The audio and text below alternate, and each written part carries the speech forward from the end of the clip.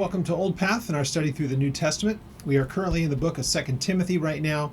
We make it to the 3rd chapter, and very recognizable, especially if you've ever heard the term last days or eschatology, those kind of words that get put out there that we believe, I for one, who believe that the Bible will describe what it will be like at the end of days.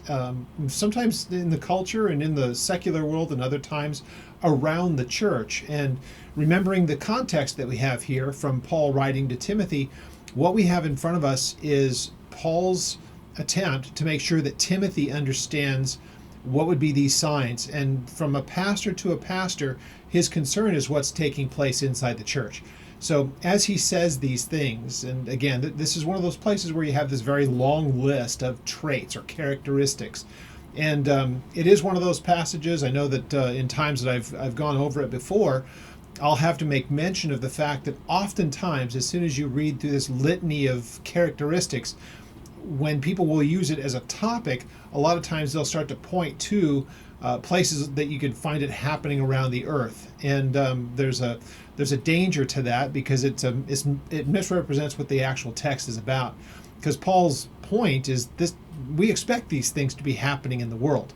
So we should be able to find examples all through the ages where this would be happening in the secular world. But this is applied to within the church. Now, clearly it was taking place at Paul's time, and we get some hints about that we'll get in some of the latter verses of it. But making it an application directly to the church sometimes will take people a little bit off guard, because the traits about these people who have infiltrated their counterfeit, their beliefs and their teachings are counterfeit, but they've made their way inside the church and they're leading people astray. So Paul says this in a way of trying to make sure that the people who may be being entertained by this would be moved away from it. And it's also cautionary as far as Timothy is concerned, since Paul gives him that caution and tells him to be aware of this, and that this is one of those signs of the days as we approach the coming of the Lord. Now, the other part of this that is important for us to remember, Paul seems to put himself in this same category with these people who should be on guard, thinking that this would be, as he says, the end times. Then he speaks about it in the present tense. So he's saying, here are the things that you need to be aware of, and he gives it to Timothy as a caution. So again, for people to look at this and say, Paul wasn't one of those who felt that this would all be taking place in his lifetime. Again, remember, from everything that we can see here, Paul was never thinking we or anyone else would be reading this letter. This was from Paul to Timothy, and he speaks to Timothy about know that in the latter days.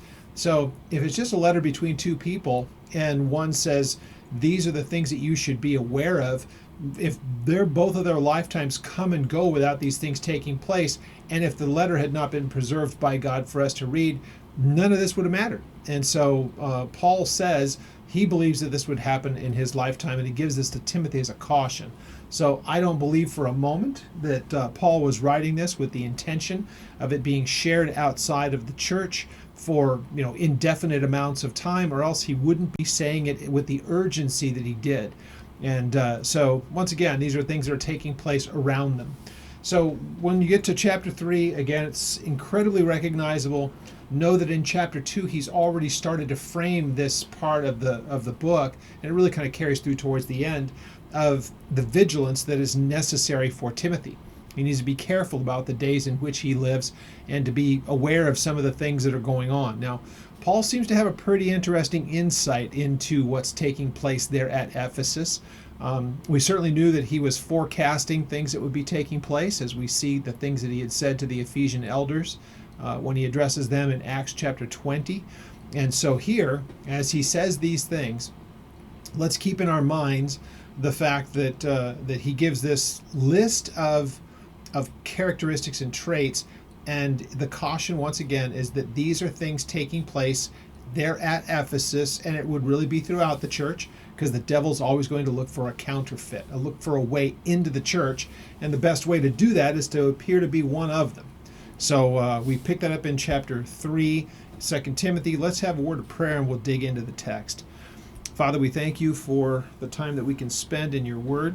We thank you how you are able to reveal things to us that are necessary that we understand, and that you are able to encourage us even in the midst of a very wicked world and a wicked thing taking place in the church among many that we see even in our modern times.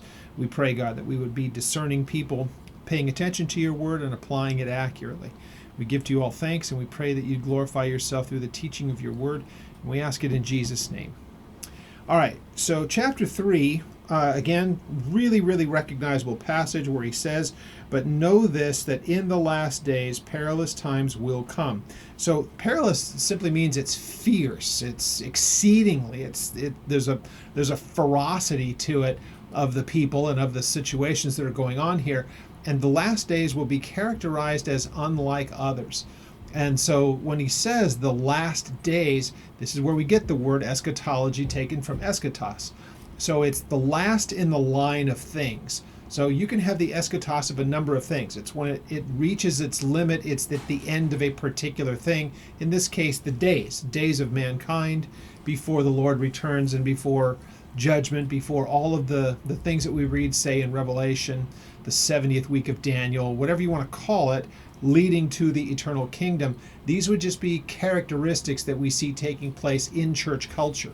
Now, once again, it doesn't take a whole lot for us to recognize that that is taking place in the church culture more so than at any time I've ever seen. It seems like there's more counterfeit Christianity than genuine that you can see. So that means that there's a proliferation of teachers, a proliferation of movements within the church and models of church and how it's supposed to be done that are really beginning to pick up a lot of steam.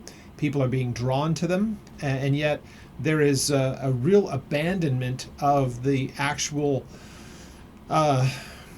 pure teaching of the word, and rather it becomes more philosophy and entertainment. And with that, it's an easy way to slide in all kinds of bad doctrinal things. So that's what I believe we see taking place in our churches around us all over the place. And I believe that the genuine, faithful to the word churches are becoming harder and harder to find. I get emails from people all the time who have checked out basically every church that they can in their general area without a ridiculous amount of driving. And they simply cannot find one in their neighborhoods, in their cities, and in anywhere within driving distance that are faithful to the word. And that's a pretty hard thing to wrap your mind around, but such are the days in which we live. So anyway, chapter 3, this know that in the last days, the eschatos of times, the end of times, those times are going to come. And here's what you're going to know. Here is, let me read it exactly as it's written. But know this, that in the last days perilous times will come. And then he's going to say for. So here are some examples of those perilous, fierce, ferocious times, spiritually speaking, and the people who will infiltrate the church. Here are going to be some of their characteristics. Let's just read the whole thing. It is found in verses 2 to 4. For men will be lovers of themselves, they will be lovers of money, boasters, proud, blasphemers, disobedient to parents, unthankful, unholy, unloving, unforgiving, slanderers, without self-control, brutal, despisers of good, traitors, headstrong, haughty, lovers of pleasure rather than lovers of God. Now, if you've never really done much of a deep dive on this passage, you might ask yourself, well, why is it that Chris is talking about these things taking place in and around church and church culture? It's found in verse 5. These same people he's talking about, they have a form of godliness, but they deny its power, and from such people turn away. There's two parts to that, the turning away and the characteristics about these people. What I'd love to do first and foremost is to go through this litany that he gives to us in verses 2 through 4. And remember, this, anytime that you see what seems like a pretty full list of characteristics, anytime that Paul gives you any kind of list, good or bad, characteristics, traits, whatever they may be, they are never going to be an exhaustive list, because you will find that this is the kind of diseased mind that would be there, and it's capable of much worse than just this and much more than just this. So let's make sure that we never really try to settle in on just a list and think that there's no more to it, because you can come up with a lot of other things taking place here. But when you look at these things, the first part of this is that it says that they are going to be lovers of self. And it just means that they are self-oriented. Every question, every discussion begins and ends with them. We might think narcissists, but everything is done for the benefit of self. So again, these are some of these are incredibly broad in their scope, and they could mean so much. And what you'll find when you read through this list, there's kind of bookends to this. And they are really the underlying disease, and all the pieces in between are symptoms. And let me show you what I mean by that. Because if you say that these are people who are going to be lovers of self, as opposed to what you see at the end of verse 4, they're going to be lovers of pleasure rather than lovers of God. Interestingly enough, the love that they have that's mentioned in verse 4 is not agape, like we might think. And remembering what Jesus said about that in John chapter 3, that men will love their darkness. What's that, verse 18, I believe, verse 19, 18 and 19, it's in that area. But they love their darkness, and they love it with agape love. Agapao is actually the verb form of it. That's what's used there in John.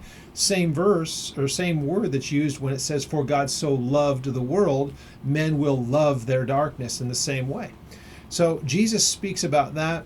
And again, that's really through all time. It's kind of that way. So these are going to be people who will have a real desire and a love and a pursuit for the things of self rather than the things of God. So that's what do they put their affections on? What do they set their mind towards?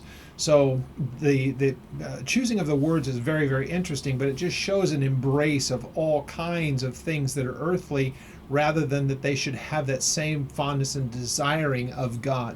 So when you read those two things, again, those are kind of bookends, and everything in between are just more the symptoms. So the underlying disease, they love themselves, they love their pursuit of things, they love those things because they love themselves, and they never turn their affection towards God. They are self-consumed.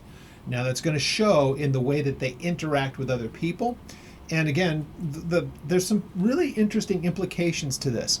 Because if Paul is saying this to the people, or saying this to Timothy, and his concern is that they are already in or infiltrated the church, then there's a genuine concern that they are right there in their midst. And these are people who somehow have maybe some level of success in their endeavors.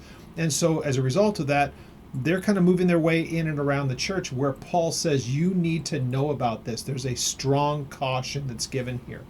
So let's look at this list of things. These are men who are lovers of themselves. Again, they're self-absorbed, self-oriented. Everything begins and ends with them. They're always the focus of everything about their own minds and their own heart. I can't help but say it. These are I think some of the most self-absorbed people I've ever seen are the celebrities, and even the celebrities within the church. The people that get the most fanfare and accolade, and everybody hangs on every word, everything that they have to say. It just lends itself to this. Now, what are the other things that you can find about them? They are also lovers of money. So these are people who have no moderation in their pursuit of it. They covet it. They lust after it. It's what I must have. It's to have things. Money is possession. So is it just that their desire is to go after the things that are coin and paper, or the things that it would actually afford them, the stuff that is the pursuit of it? It's because what's the use of a pursuit of money if you're just going to stick it in a drawer or a bank or a safe or whatever else? It's what you can do with it. So their pursuit never ends. And boy, when I hear this, I can't help but think of that large section of the church that really buys into this whole thing of prosperity and money. And the people who get kind of sucked into the whole thing of thinking that somehow, if your life is right before the Lord, then you should expect all kinds of financial or monetary things, material things. So these are people characteristically lovers of themselves, also lovers of money. They are also boasters. Now they speak or they brag. They're just infatuated with themselves. Everything is self-promotional. So again, as I say this, we'll find plenty of examples in the world let's try to make sure that what we are saying is that our look at this is examples within the church, but reminding ourselves at the same time, Paul is saying this is taking place there. Paul's not thinking 21st century. He doesn't live in the 21st century. So we are simply to make application to what we see here. He's talking first century Ephesus in the Roman world. So that helps us in our understanding a little bit of some of the things he says, especially towards the end of this. But the idea that self is promoted, that is the pagan culture of the world. Everything is about the satisfaction of self. But for a few schools of philosophy who wanted to deny the earthly pleasures, these are people who indulged in everything of earthly pleasure, but now they find a way. These are people who may very well have been around the church and enjoyed the messages and everything else and heard the things that were said, and yet found a way in, but never really coming to an understanding. We hear that. They never really fully grasp onto the whole thing, but they find a whole audience and they make things in the way that they want them to be, and they start to lead other people astray. But these are characteristics about them. This is what makes them tick. This is what makes them operational. This is how they do what they do. So when he talks about them being boasters, of course, if you're going to start to lead people away, you have to make it about you. And so the people who are getting in front of an audience are going to try to draw people to themselves and not to the message.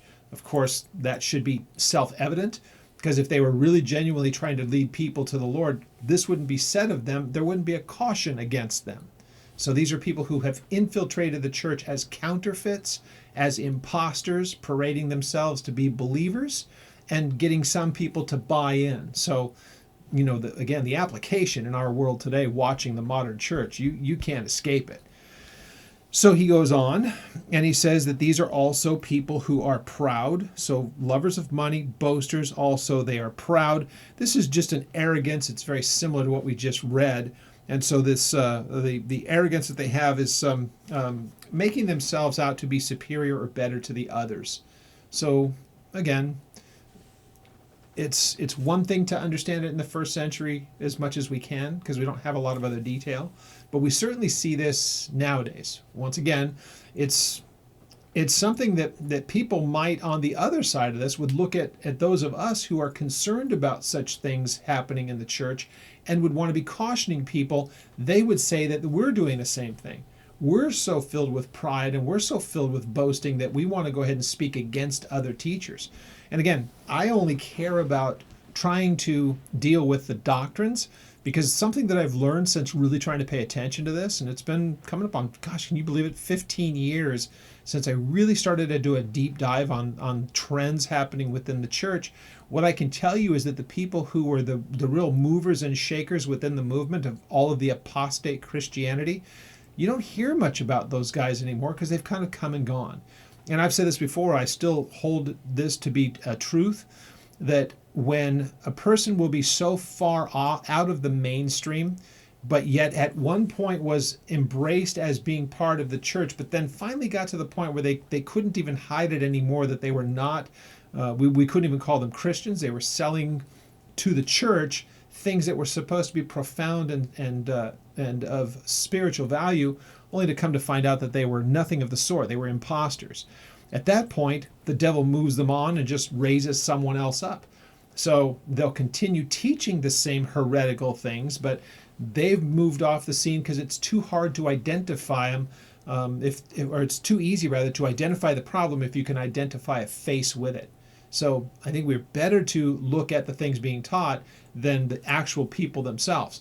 We can go ahead and say, here's the underlying problem with the belief, and here are some of the people who are doing it now, but 2, 3, 4, 5, 10 years down the road, there may not be any of those people recognizable any longer, but you can be sure of this. There will still be people picking it up and carrying it in their absence. So that's an important thing I believe that we should remember.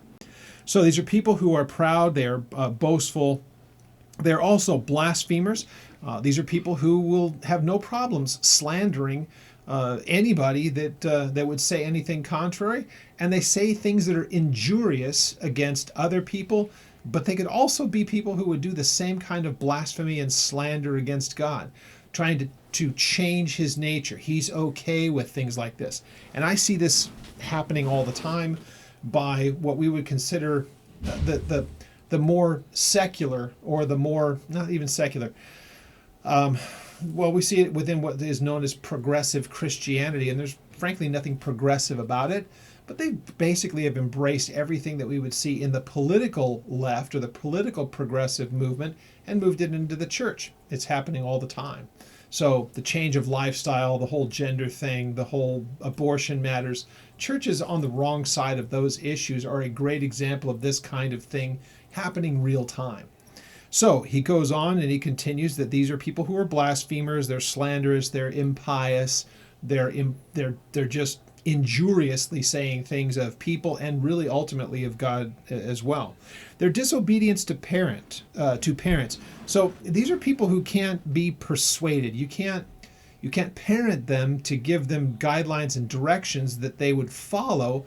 They will willfully not do that. Now, this is kind of an interesting thing because we think of people like this, and you think, okay, if they're adults, then what is this about being disobedient to their parents? And you can kind of think of it in more of these terms. They're disobedient to people in authority, as it would be with parents and children. It may very well be that they have, parents that are still alive, that they will not take their caution. Maybe that they're younger, but they're people who are still not kids. They can't be kids and able to lead people astray within the church. So you can see it. It's an interesting way that he would say it. Disobedient to parents is also disobedient to authority as a general matter. And if this is speaking of spiritual parenting, people who are in a place rather of being in a place of rather distinguishing, leadership within the church, that would work one way, but we can certainly see that these characteristics could follow that any kind of authority, even if it's in the familiar way, in the family way, that they would be disobedient towards them as well. You can't correct them. They will not take direction. So, disobedient to parents, and then they are also unthankful. Just there's no gratitude. They're ungrateful towards others, certainly ungrateful towards God. If these are people who have never come into a genuine saving relationship with the Lord, then clearly they would not be thankful for anything of spiritual means or of spiritual value. So he continues on with that. People who are unthankful, they're not grateful for anything. They're unholy. These are wicked people. They're profane. Doesn't mean that their language, doesn't mean that they're, saying profane as far as language is concerned, but you can have a profane lifestyle in that it is foul and it's disgusting. So language we usually hear when we think profanity, it's just the actual type of language that it's just foul and offensive. Same thing. These are foul, offensive people. These are people who, again, are they're unholy, they're profane, they're wicked. It also says that they are unloving. There's no affection. These are hard-hearted people. So one of the characteristics that we know about is from other places where Jesus talks about these people as having their consciences as though seared with a hot iron. And so, once again, this, even on the most basic of level, conscience, these are people who have had that completely deadened. There's really nothing alive in it. They're basically numb to those kinds of things. So there's no affection. They're unloving people. They're hard-hearted. They're also unforgiving. That there's no way to have a truce. There's no way to have peace of these with these people. Sometimes we might think of that as that they will hold a grudge. They can't move on from something else that has taken place. There's that kind of hard-heartedness that moves into this kind of a direction. Let's remember something too. These are things that kind of play off one another, and remembering because, first of all, they're lovers of self. So they're going to act out in these ways. So again, we might have run into people in our experience as believers, and we've run into people who have really kind of honed in on one particular area of this, and it created a big, bit of strife, either throughout the church or maybe with us individually. But as we read these characteristics, remember what's being said of them is that these are people who have never come to a knowledge of the truth. So it's not for us to go ahead and look at this list and say, if we've run into this problem once before, it must mean that those people were never saved. that doesn't have to necessarily be the case either. So let's be careful with that. The people that have these characteristics that Paul talks about, these people who are making their way into the church, he doesn't consider them to be a part of the church. He doesn't consider them to be believers, but he just sees this as a fruit. Now let's remember, you may have this, that you've run into it with somebody who you're not at the point where you could say, well, I don't believe that they're believers, but they may very well have been influenced by somebody doing these same things and then by extension fell into the same trap.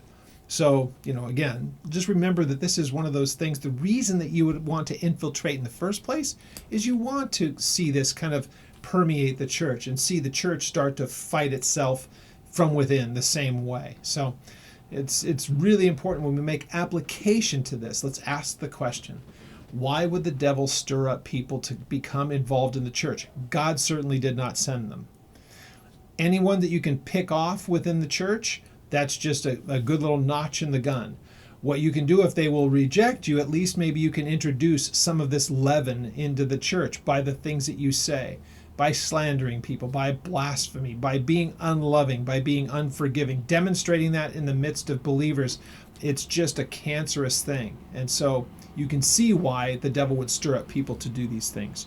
So again, they're unloving. So there's no natural affection. These are people who are just absolutely hard-hearted. There's nothing going on inside. And then, of course, because of that, they're unforgiving. And so there's just no way of having a truce. There's no way of just saying, let's step back from this. Let's see if we can work these things out. There's no peace. There's no truce with these people. Also, these are people who are slanderers. They will be ones who will expose others to shame. They want to find out something about a particular person, and then they want to find a way to damage them. So they begin to gossip. They begin to slander. They begin to make these things public, and they look to only cause damage to the individuals. So this is not something where they just try to do this to the pastors. Once again, it's better, and I remember this in my years back in Cyprus, that I remembered saying to our leadership, if my eyes stay focused on Jesus, he won't be able to come after the church based on the things that we teach. So if we're faithful to the word, then the devil really can't bring the church down through the pulpit based on the things that are being taught. He's going to have to do it from within the body of believers. Get them to start fighting one another, or infiltrate it all together and start to do things contrary to what's being done in the sanctuary, maybe done down the hall in some of the other ministries, and try to subvert the work of God through the other people, through the rest of the flock. It's how you would, infection always spreads that way. Make one part of the livestock, the animals, make one sick, and it just gets passed around. It begins to infect the other ones. So this is written by Paul to make sure that don't let this infection spread. Best way to make sure that you know that the infection is present, and then you can start to take steps or whatever to mitigate the proliferation of it being passed from one person to another. So once again, slanderers, these are people who will try to expose others, but notice they also would be doing it through falsehood. It just has to be something that's implied, or assigning a motivation to a particular person, though they may be innocent. Doesn't matter whether or not they want to come to, they don't want to come to some kind of a basic understanding of what is actually true. It's better to just make the accusations, add as much flavor as you can to it to try to make it look worse than potentially it could possibly even be. So part of that is, it's a character assassination that they're looking to do. So along with that, these are people who also have no self-control. And it's like they can't help themselves. They're undisciplined. They're just incapable of self-governing. And again, they're so given over to these things. Again, there's probably some, remember one of the things, these are people who are lovers of money. They're lovers of self. They're drawing attention to themselves. So clearly they have no self-control. They have no discipline. These are people who are just, they're consumed with self. We already know that about them. So of course that they're kind of powerless to do anything about it. They're undisciplined people. So he continues on with this horrible description of traits, that these people are then also, they're brutal. So these are people who are just savage and fierce. They've nothing, no one can get in their way. And if someone would try to, they will savage them as well. And remember, we've already heard that these are people who will fabricate things, they'll slander people. If you try to confront them, they may very well go the other way. Okay, fine, whatever. But then they're going to turn around and they're going to turn that savagery in the midst of other people trying to go after the person that they really have the problem with, probably the one who tried to stop them in their tracks. So again, I gotta say, I hope that the people who are hearing this have never encountered this. But I guess, especially since I've been around, church leadership from kind of the early days, I wasn't pastoring or an assistant pastor, but I served around the ministry. And as I think of this, faces flash in front of me, situations flash before my mind, and I just go back and I remember all those years. Again, being in the same church for 35 years will kind of mean that you see an awful lot of things, and gosh, the number of people that I saw come and go, thinking about how many people were still at that church that had been there as long as I had, that were still there after we left. That number was tiny. It was like I could count it on both hands and probably have some fingers left over. So thinking about that, how many people have come and gone through those doors, and many of them came and went because of these types of things that stirred them up. Again, not all of them would I be able to look at that and say, well, they were never saved to begin with. We knew that because of the things that they ended up saying later. They were always a counterfeit. But watching other people get stirred up by them and then end up leaving for those kinds of reasons, it's a pretty sickening thing to remember through all the years of all those who had come and gone. So he continues on. These are people who are then despisers of good. These are people that are just hostile and hateful towards good, virtuous things. When you hear the word virtue, just think moral excellence. So the Bible is filled with those kinds of teachings and principles. What we should be characteristically, if we're being led by the Spirit, genuinely born again, this faction within the church, because they've infiltrated, hates everything about that. So any of those fruit of the Spirit passages that you can see, any of those kind of things that are really useful, that are things brought about by the Spirit, how overtly or covertly they may be, they hate those things. So of course that means that they're going to do what they can to subvert them as well. So again, these are people despisers of good. These are also people who are traitors. They are betrayers. These are people who will deal in treachery, doing anything that they can to damage and to hurt the church and the work of God. So he goes on to explain that they are also people who are headstrong. They are reckless. They are impulsive. The literal discussion of this is that they're falling head first. They're just like stumbling into it. So I just think of that. These are people who can't help themselves. Again, everything is forward, no control. They're just going into those things because this is what they want. Remember, there's an objective to this. They don't see that they're being used of the devil to do it. This is all self-motivated. Everything that they do is to ultimately serve self. That's why they're stirred up by the devil to do it. Hopefully, people will be caught up in their wake to follow them. And if that's the best case scenario, or that's the worst case scenario, best case scenario for the church anyway, is that only a few people kind of get soiled in the process of them doing the things that they do before they're actually removed from within the body and from the people that are around them. So again, church discipline is an issue sometimes. If you see people with these kind of characteristics, it's not for us to say, are they saved or are they not saved? When we see these things on display, we need to remove them. Now again, Paul is very careful to say that these are people who never come to a knowledge of the truth. So will that be seen while Timothy is there? And if he's having to do disciplinary things in this, will he know the spiritual condition of them? No, Paul just makes that as a classification that these are people who never come to a knowledge of the truth.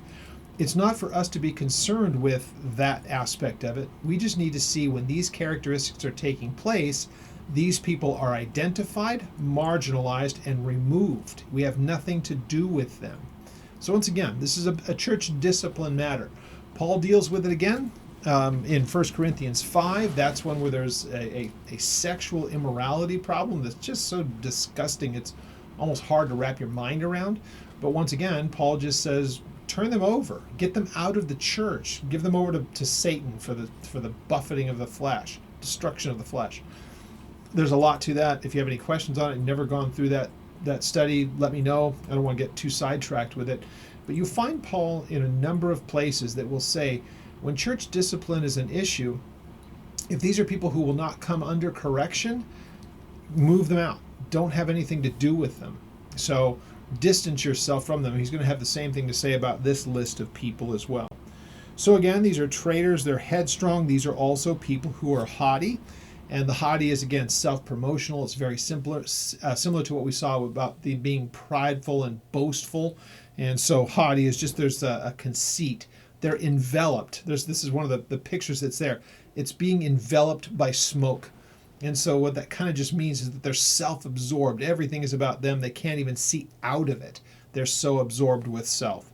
So these are also people who love, they're lovers of pleasure rather than lovers of God. They just have this fascination with it. Everything is about self. Everything is about them. And they're passionate about those things, and they embrace them, and they follow after them. So the first and the last of these things that are spoken of them, let's again look at them. They are lovers of themselves rather than lovers of God. That will tell you everything in between, as I have already said. All the things in between are just the symptoms, the disease. They love themselves. They don't love God. So they will manifest that truth by the way that they interact once they're among the church. And remember, Paul begins this by saying, know this, that in the last of days, the eschatos of days, that you will find these characteristics of people. They will be fierce, ferocious people. In the last days, perilous times will come. How will we know that they're upon us? Here's what you're going to notice. The people that are being discussed here are going to be lovers of themselves and never lovers of God. And so how will they conduct themselves in and among the church? Here are some of those descriptions of them. But remember, there's a disease, there's a cause and an effect. What's the cause? Lovers of themselves, not lovers of God. What's the effect? We just went through that litany of things and the synonyms that go along with it. So when you read that and when you go through them, start to think through in your mind. And this is not given as a list of things, all right, I want to start looking and examining every single person that's in church that I have any interaction with, and I'm going to start sniffing through their lives and see what I can find on them.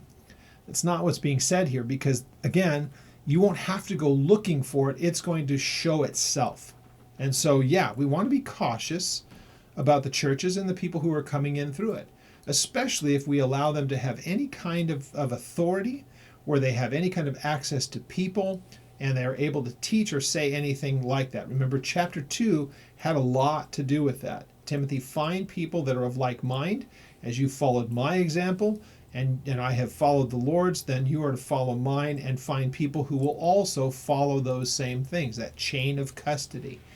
So in that kind of an atmosphere, and again, this is such an important thing. We want in the church for there to be people who are able to teach. That's the qualifications of the elders that we had that he mentioned. He'll mention it in Titus. He's already mentioned it in 1 Timothy. So those qualifications that are necessary for people to be able to serve, there has to be a maturity about them, and they have to be of impeccable character. But if you're doing that and opening it up and you give people an opportunity to minister to the flock, just know that the devil's going to try to get his people in. Their motivation will be completely different. The motivation of the shepherd is the well-being of the flock. The motivation of these people, the sheep are a means to an end, because they're infatuated with themselves. Everything is about what benefits me, and one of the fastest ways to have a benefit to them is to take people and fleece them. We've heard that so many times, that idea of fleecing the sheep. We think about that as the people who, for financial gain, will lie to people and try to come off as spiritual, but lie to them because there's some kind of a financial gain in it for them. Again, he's mentioned that as one of these kind of characteristics. They're lovers of money and the things that it provides for them. So with that being said, we can move on to verse 5. These are people who having a form. Now they have it there, but it's perfect tense. They have it now and will continue. It's a permanent condition. These are people who have a form of godliness. They give the outward appearance of being just like the rest of us, just like the rest of the flock. They blend in okay because the facade is crafted well enough to make it possible where they could look like everyone else, yet they're imposters. These are people who have a form of godliness, but they deny its power. So if they understood what godliness was and the power, the dunamis that's behind it, they wouldn't have these characteristics. They would be on the other side of that and wouldn't demonstrate this. With a lack of power, they will be lovers of self, and they will be lovers of all of the things that affords them, and they will act accordingly. So, the people who have the power that is behind godliness, being right and acceptable as far as God is concerned, are going to reject all the things that we just looked at. It will not be their characteristics. But since these people demonstrate this, they also demonstrate this. They have a form, a facade of being godly, but since they deny the power, that power doesn't give them the ability to move beyond these things. So he says, for these sort of people, these are the ones who creep into households, make captives of gullible women, loaded down with sins, led away by various lusts. So the lusts doesn't have to be anything of a sensual or a sexual nature. Now again, it's helpful for us, I believe personally, that Paul is writing to Timothy in the first century sense, and it makes us, if we understand that it's just a general observation, it helps us to say, with what we know of it, does the culture of the times help us to understand how this works? So again, some of this calls for speculation, but some of it is necessary to speculate on it because, again, it's written from one man to another in the first century. And what was the role of women? How were women treated in those times? What was the role of men? How did they conduct themselves? That helps us a little bit. Those dynamics mean a lot. Our days, it's a little bit different because of our Western understanding and, again, the empowerment that we have of women now. Doesn't mean that it's not possible, but women are much more empowered now, especially in the church, than ever they were before. Now, why is that? There's a simple answer to it, because in the person of Jesus Christ, the idea that they could be put in that vulnerable, as much of a vulnerable position as they are here, really Jesus sees them as no different than men, though they have different roles and responsibilities, husbands and wives, men and women do. Yet as far as their classification, there's no difference between men and women. None is greater than the other. You find that still in many cultures in the world today, that the man is seen as superior and the wife and the woman is subordinate and lesser. So if that still takes place somewhere in the world today, wouldn't that be an easy thing to exploit if it was like that in the first century? Who would be the easiest mark, if you will?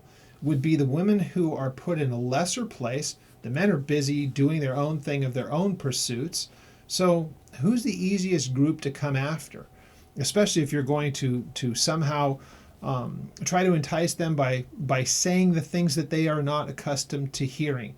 You have value, you have wealth to us, I'm going to make you the focus. Well, they're going to be much more susceptible to this kind of deception. A person who's a deceiver is going to see what to them would be seen as an easy mark and tell them all the things that they want to hear. So that would be an interesting way, I think a valid way of trying to look at why does Paul make this such a centerpiece of this? That here are their characteristics. These are men who have a facade, but there's nothing of any substance to them. These are not men who are godly in any way. Everything is externally, might look the type, internally totally corrupt and wicked and vile. So who are they going to go after? Who are the people that would be the easiest mark maybe for them? Because these are men that are being spoken of. So why don't you go to the ones who are vulnerable and tell them things that they're not accustomed to hearing? So these are women who are in this place. There may be a gullibility to them. It's not something they're accustomed to hearing. They're laden down with these types of sinful things. Tell them what they want to hear, and they're enticed away. Now, again, this doesn't make women anything, it's not supposed to make us look at them in any kind of way unfavorably. We're thinking again about this in the first century tense, or context rather, that they would be a particularly vulnerable group.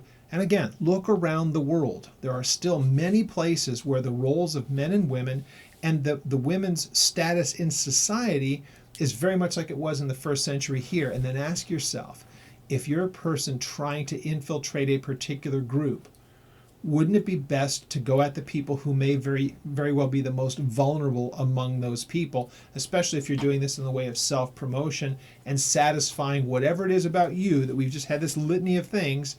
How are you going to go at the people that are most susceptible? Of course, the women would be the first group that you would go at in that kind of a context. So he says, going back to these people, verse 7, it's not about the women, it's about the people that have been spoken of. These are people who are always learning and yet never able to come to the knowledge of the truth. They can't bring themselves to do it. They keep learning, and usually it's kind of almost that you figure that they're learning the things to do because it helps them in their endeavors, because they're wicked, but they got to know how to speak the language. They got to know how to say the right things. They got to know what ways of trying to explain their view, though they have horrible motivations. They've got to keep up the facade. So these are people who are ever learning. They're, if you will, they're kind of honing their craft. They're getting better at it, but they never do this. They have no intention of coming to the truth, so they never can come to the truth. There's no ability in them to come to the truth because that's not their objective. They're simply, it's a means to an end. How do I talk the talk, never having a desire to walk the walk, to use that kind of euphemism that we hear all the time. This is just insidious, disgusting, but boy, it just smacks of how the devil is, and that he would raise up his own children to be like this. It's just sick. So there is a part of this, you'll read some commentators who might think these are people who may very well, because again, it's a part of the world. Timothy's time there in this place in Ephesus, this is right in the middle of the pagan world as we knew it, and it's incredibly powerful at the time. You may very well have people that dabbled in all kinds of kind of supernatural or occultic matters as far as this is concerned as well. That's, again, one of the speculations. And what leads to that speculation is the two people that are mentioned here, Paul gives as an example. There are times that he would give examples of people who were treacherous, and they were people that were known to Timothy and those maybe who had been at Ephesus. We've already read a few of their names. They're people that we don't know anything about them in the characteristic sense, historically. We just know that these are people who abandoned Paul, people who have done damage, people who have done other things characteristically.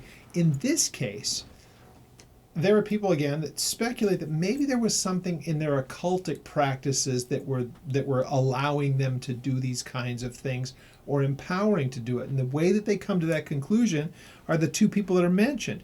Jannes and Jambres, these people resisted Moses. So do these. They also resist the truth. They are men of corrupt minds, and they are disapproved concerning the faith. This disapproval is basically reprobate. These are counterfeits. But since he mentions Jannes and Jambres, we believe that what he's referring to are the two people that tried to contest Moses by throwing their staffs down, and there was some occultic ability that they had. So there are some would say, because Paul uses them specifically and we know about what they had done, does that mean that in the same sense there was a supernatural or almost an occultic way that these people would do the things that they did? Empowering to do them to the way that they did them? There's that kind of speculation. If you don't feel that there's any part to that, again, I don't think that there's a right or a wrong answer, because Paul doesn't specify other than to point out a couple of people. But since he chooses them of all that he could possibly choose as an example, these were sorcerers. These were people who worked with Pharaoh and had supernatural abilities. They were demonic. So some would say, well, yeah, just the fact that they're demonic is probably a better way of looking at it, rather than think that they somehow manifested supernatural occultic powers.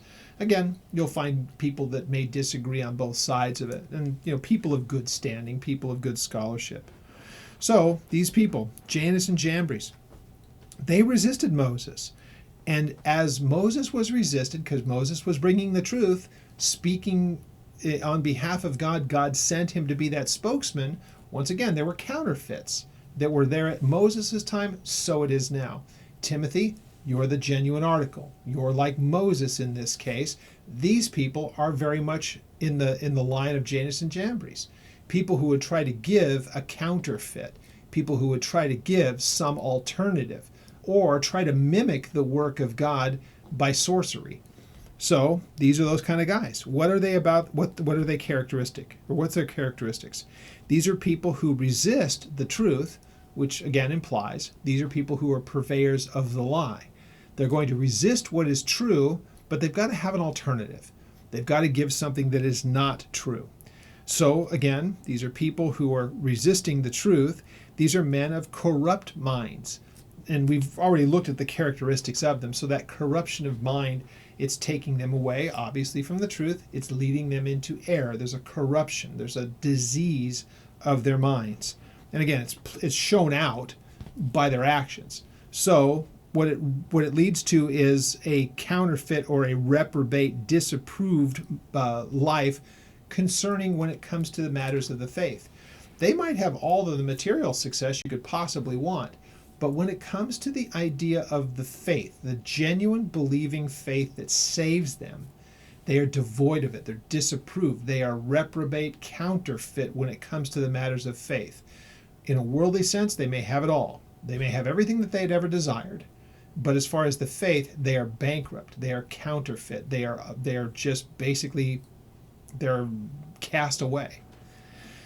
So it tells you this in verse 9, but here's the good news. They will progress no further. Why? Because they've been identified. Again, with Jannes and Jambres, we know what they did, but where are they now? They died. They had no effect on the genuine of people and what God was going to do through Moses. That happened. Nonetheless, even with the counterfeit, there was no way to stop the work that God was doing. Best to identify them early. We remember we have that. These are people who have a form of godliness, but they deny its power. From those people, from such as them, you, Timothy, and the church, turn away from them. Banish them. Turn your back on them. Have nothing to do with them. The hopefulness is that people like them, though he says these people never come to a knowledge of the truth. People who dabble in that doesn't mean that they're beyond help. So it's fine that when we tell them you're not welcomed here, that kind of thing, we're turning away from you.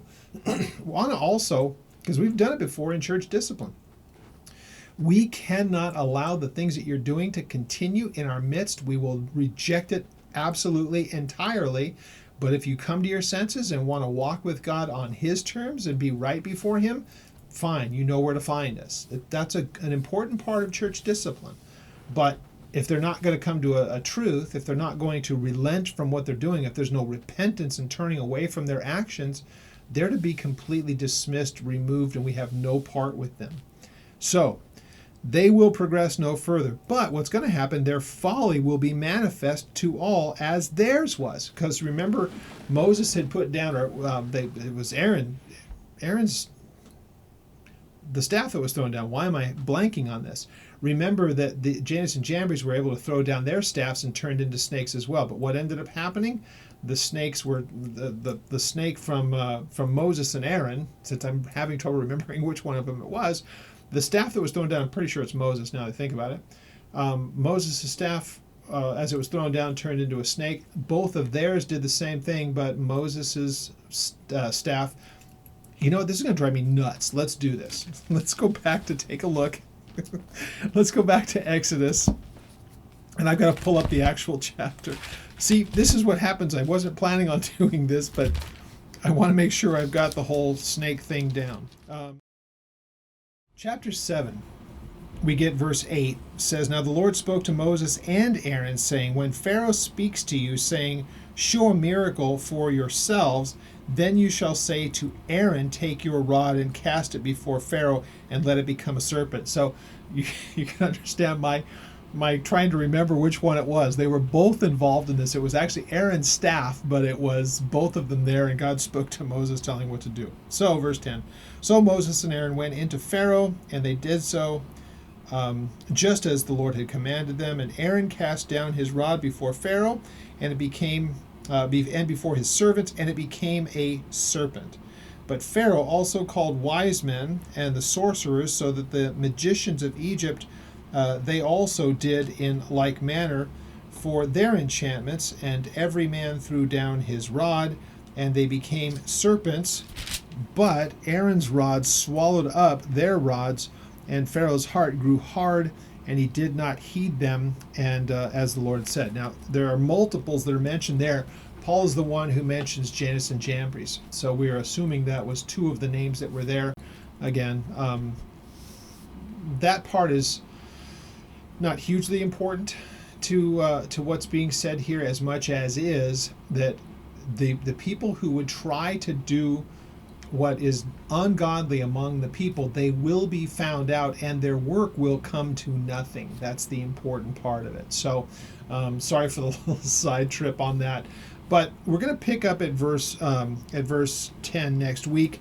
But you, there's a contrast that's here. There's those guys, but then there is you. So I want to have that to be a standalone by itself, because as Paul is very good about doing, there are these, and then there is you. There is a contrast that is to be understood and received, and understood and put into place in his teaching. And so there is those people, but there has to be a contrast.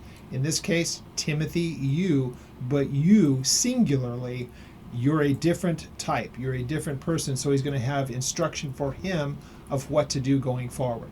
So we'll pick that up next week, starting at verse 10. Very, very important. We'll be able to finish out the chapter. And one of the most important passages that we find in the text of the New Testament is that Scripture and the support for it, the importance of Scripture and the purity of Scripture is put forward here next week. So it's that, again, that contrast. But you, by contrast, Timothy, there are those people, but then there is you. So we'll pick that up next week. Again, if I've shared anything in this that you have any questions on, then please feel free to contact us through the ministry's website, and that is at oldpaththeology.net. We do have a newsletter that we're starting to put out, and we're going to be kind of putting content in it. I'm kind of tweaking around a few things that I've shared and looking for some kind of feedback of the kind of things that we'll be putting in it, but to keep you up to speed on maybe some world events, things happening within the church. We've got a trip coming to Israel that's in that last newsletter. If you have any interest in a trip to Israel in March of 2023, let me know about that. And if you're watching this on YouTube, then subscribe to the channel, because we're putting out content, working on a podcast, a whole bunch of things that are going on. And so just kind of want to bring you up to speed on a few of those things too. We can do that through the newsletter.